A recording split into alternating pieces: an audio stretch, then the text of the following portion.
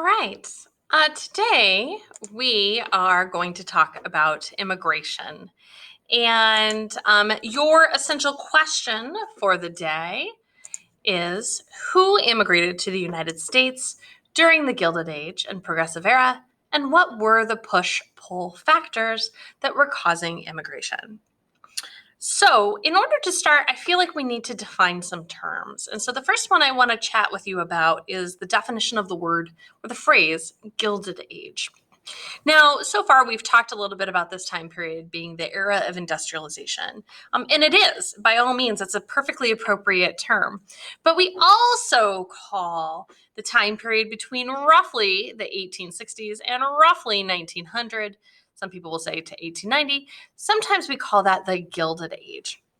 And the reason why it is called the Gilded Age, it's actually a term that originates from the writer Mark Twain. And to gild something is to put like a layer of gold on top of it. The implication is that the thing underneath that gold is cheap and gritty, but the gold disguises the cheapness of it all.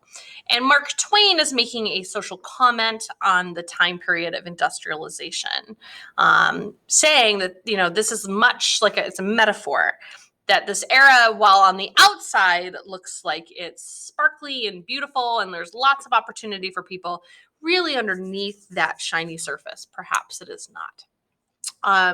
So sometimes we use the phrase Gilded Age in talking about this era. There's also another definition we need to talk about, and that's Progressive Era.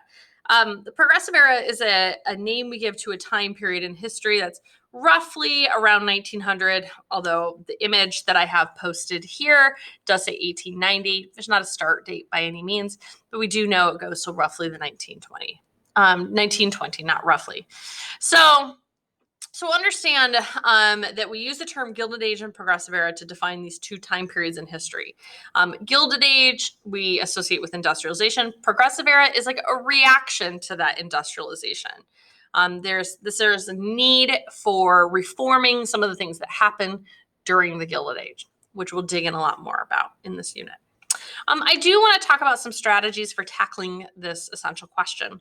I think if we talk about who immigrates and what are the push-pull factors, we need to really break this question down as to why are people immigrating and who are these very people who are actually immigrating.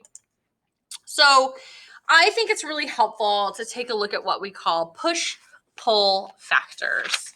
And it's really not a complicated concept by any means. So push factors are those things that cause people to leave their home country. Like, what are the issues that emerge that causes folks to go, I got to get out of here. I got to go somewhere else. That's a push factor. A pull factor is just the opposite. It's the thing that causes people to go, whoo, I want to go there. That's a better place to be than where I am currently. So push-pull factors are how we oftentimes break down the issues of immigration. So I want to talk about push factors first. So we're going to be looking at those things that cause people to say, I got to get out of my home country. I got to go somewhere else. So I'm going to make a numbered list for you on push factors. The very first of these push factors, and these are no particular order, is people are leaving their home countries in order to escape religious persecution, right? They may be in a religious group that is a minority in their country, and that religious group may not be free to worship as it would like to, or very well could not even be allowed to have a church or gathering of any sort. So there are folks that leave due to religious persecution. We also see sort of as the second push factor, it has to deal with scarcity, meaning few of something. In this case, it's fewer resources, fewer jobs, less land. Realize that in Europe, there was a population increase that happens in the 1800s. And as a result, this puts a lot of pressure on countries to be able to provide for their people. So one of these factors causing folks to say, hey, I got to get out of here is scarcity. The third of these push factors is political instability. There are a series of revolutions that happen in Europe There's one series in 1848. Another one happens in the 1870s, 1870 and 1871. And so there's folks that say, I got to get out of here. I can't handle living in a country where there's a lot of upheaval emerging. It's not safe. So those are push factors. Let's talk about pull factors, much in the same way. We'll make a numbered list. What are some of those pull factors? Well, one has to do with jobs, right? We've talked about how this is the era of industrialization. Labor is needed in order to industrialize the country. And so there is industrial growth, which means that there's jobs available, and many of these jobs are unskilled labor. The second of these factors has to do with economic stability. The United States is starting to grow. It begins to have a stable economy, one in which people feel like they can engage in and live comfortably in. It may not necessarily be the case, as we'll look at, but there's a feeling of that.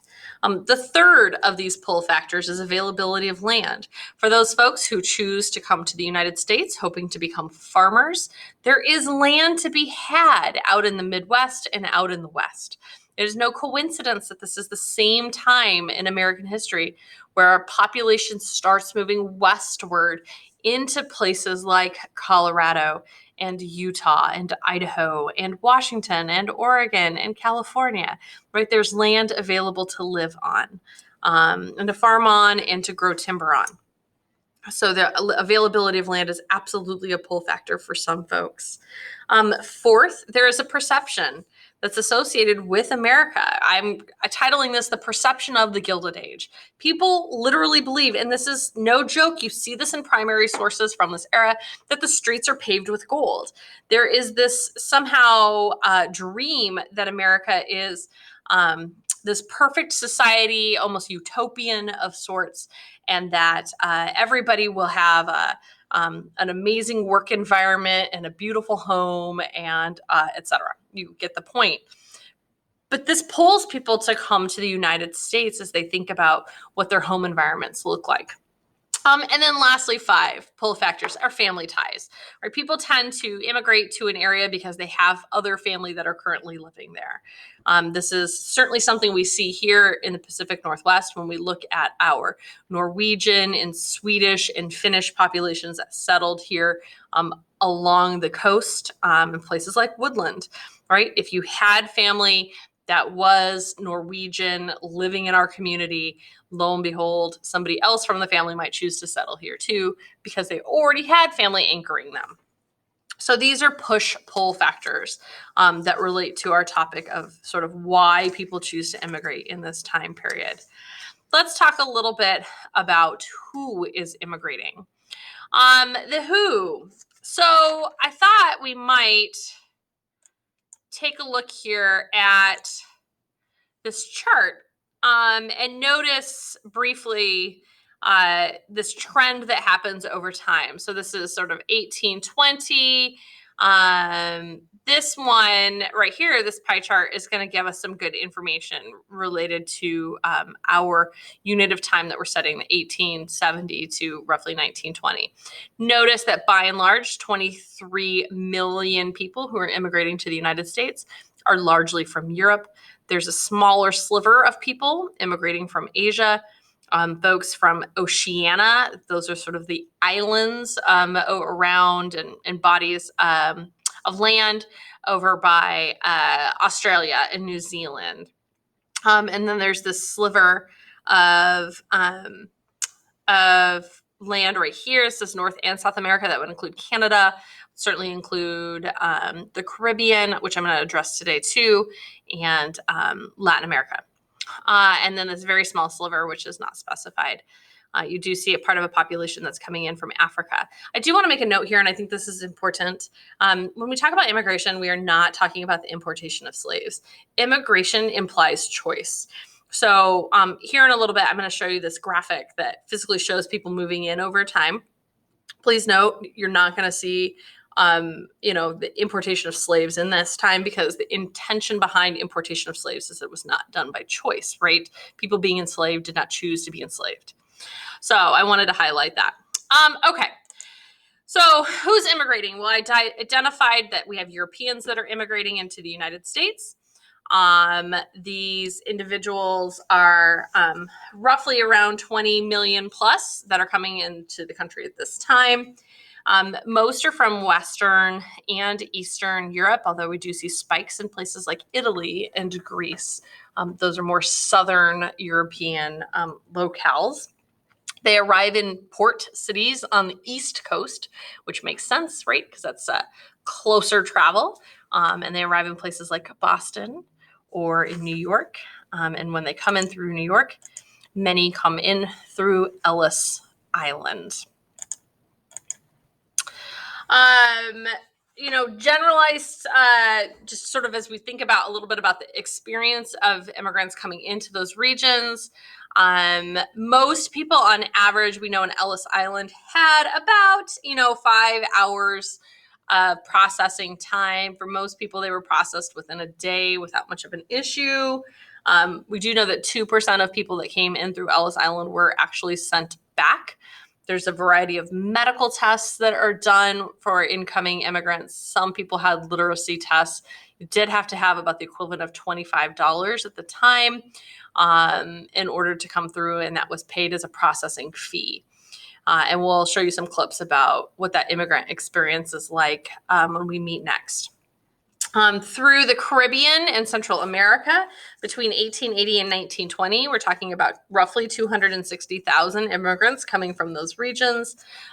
Most coming from the Caribbean and Central America are coming upward through southern cities like New Orleans. And it's part of the heritage of New Orleans to have the Caribbean culture and the Central American culture still sort of part of their communities today. They varied in religion and economic diversity. So certainly not one story to tell. The last population I'm going to address today has to do with the Chinese. Now, I do want to identify that the Japanese are also immigrating into the country at this time. They have a very different experience than the Chinese do. But largely Japanese immigration kind of triggers in through the progressive era. I want to first talk about the Chinese, however. So Chinese immigration occurs from roughly 1851 through 1883. And we know that it ends at a year 1883 because, in fact, there is a law that prevents the Chinese from immigrating into the United States after 1883. It's called the Chinese Exclusion Act. By and large, most Chinese who immigrated into the United States came in through the West Coast, particularly in communities like San Francisco. There was also a processing center in San Francisco. It's an island. It's called Angel Island. It's very close to Alcatraz. So if you ever get the chance to go to San Francisco, you can actually get on the tour boat and it will take you to Angel Island so you can see what the remnants. It is a national park still today. That experience is a very different experience than that of those who went through Ellis Island. Okay, so what I want to do next is show you this map. And this, as I'm talking, I'm going to talk over it. You'll see this is 2 centuries of United States immigration. 1 dot equals 10,000 people. Here at the bottom, you can see like what are the top countries that are sending people over time. Oh, looks like Canada just got on the map here. Right, we're certainly in the bulk of the time period that we are studying. Right, this is Gilded Age. Now we're shifting into the Progressive Era. We see our top country is now Italy, followed by Russia, and followed by Canada. And we'll stop there. So hopefully today you were able to walk away with starting to understand why it is that people immigrated to the country during this time. And now you're beginning to understand who are the people who are coming into the country at this time. As always, if you have any questions, please don't hesitate to let us know. We're happy to answer them for you.